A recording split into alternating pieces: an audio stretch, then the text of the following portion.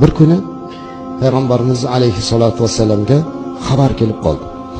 Suyukli va mehribon qizingiz Fatima kasal bo'lib qoldilar. Sizni chaqiryaptilar dedi. Fatima kasal bo'libdimi? Tezda borib ko'ray dedilar. Shoshildilar qizi qoshiga. Fatimaning uylariga borib eshikni taqillatdilar. Ichkaridan Fatima onamiz kim u dedilar. Men Muhammad sallallohu alayhi vasallam bo'laman. Qizim kirishga ijozat berasizmi dedilar. Qizini qoshiga kirishga ijozat so'rayaptilar. Ichkarida turgan Fatima onamiz hozir otajon ozgina kutib tursinlar dedi. Rasulimiz alayhisolatu vasallam kutib turdilar. Rasulimiz bir oz kutib turdilar-da, ikkinchi marta taqillatdilar. Yana ichkaridan kim dedilar. Men Rasululloh sallallohu alayhi vasallam bo'laman. Qizim sizni kasal deb ko'rgani kelgan edim. Ijozat bormi kirishga dedilar. Fatima onamiz ozgina kutib turing otajon dedilar. Yana bir muddat kutdilar. Endi 3-marta taqillatgandan keyin ijozat bo'lmasa qaytib ketishlari kerak. 3-marta taqillatdilar. Yana kim degan ovoz eshitildi. Men otangizman dedilar. Men Rasululloh sallallohu alayhi vasallam xotaman nabiyman. Kirishga ijozat berasizmi yo qaytib ketaymi dedilar. Ichkaridan hech qanday gap so'z bo'lmadi-da, Fatima onamizni o'xtin yig'laganlari eshitildi. Hayratlangan Rasululloh, "Qizim, nima bo'ldi? Nega yig'layapsiz?" dedilar. "Otajon, ey Rasulim, sizni kutkizib qo'ydim, uzr so'rayman. Ustimga kiygani libosim bor-u, boshimga narsa topa olmasdan yig'layapman" dedi. "Sizni kirgiza olmayapman." Rasulullohning qizini yashash sharoitini bir ko'ring azizlar. Tasavvur qiling, butun dunyoda nurga to'ldirgan zotning qizlari uyda o'tirib ustilariga libos topib boshiga ro'mol topa olmayapti-ya. Rasulimiz, "Mayli qizim, ruxsat bering, men kiray deb otangizman" dedilar. Ruxsat berdilar. Qizlari o'ranib yotibdilar. Ranglari sarg'ayib qopti. Boshlarini silab, "Ko'zimning qarosi qizim, kasal bo'ldingizmi? Ranglaringiz zafaron" dedilar.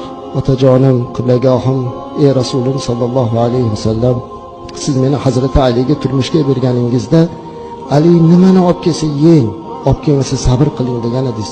Sabr qilib keldim, lekin bugun men yolg'onchi ona bo'lib qolishlikdan qo'rqib sizni chaqirdim, ey zoti va barakot. Nabiralaringiz qorni ochlikdan juda yig'lashga o'tdilar, chunki bir hafta bo'ldi non yo'q uyimizda" dedi. Yemish yo'q. Ular yig'layotgandilar. "Hozir bobangiz Rasululloh sollallohu alayhi vasallamga odam yuboraman, bizga ovqat olib keladilar" degandim.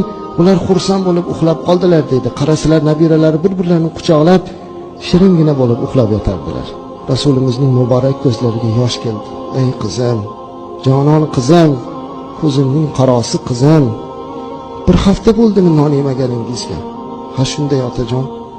Mana bizga 15 kun bo'ldi nonda ta'mini esdan chiqarganimizga" dedilar. "Shukr" dedilar.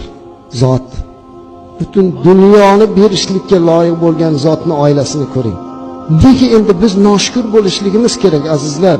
Dasturxonimizga bir qaraylik-da, yashash sharoitimizga bir qaraylik-da, Rasulimizning qizlarini uylariga mehmon bo'laylik-da, xulosa chiqaraylik. Dod deb yig'lab Allohga shukr keltiraylik. Robbim, nonda ta'mini esdan chiqaradigan holatga kelmadik, isrof qiladigan holatga keldik.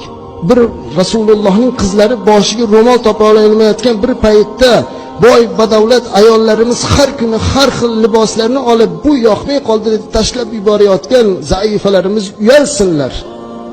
Eri har mavsumga modasiga muvofiq kiyim olib bermaganligi uchun erini tanqid qilayotgan ayollar yig'lasinlar.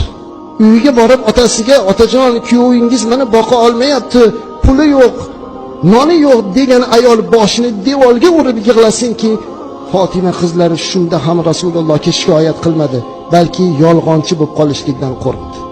Bu qanday razolatki azizlar, bu qanday qabohatki, ne'matni e'tirof qilishlikdan uzoqlashgan banda bo'lsak. Robbim, bizlarni ne'matingni shukr qiluvchi bandalardan qilgin deb so'raylik.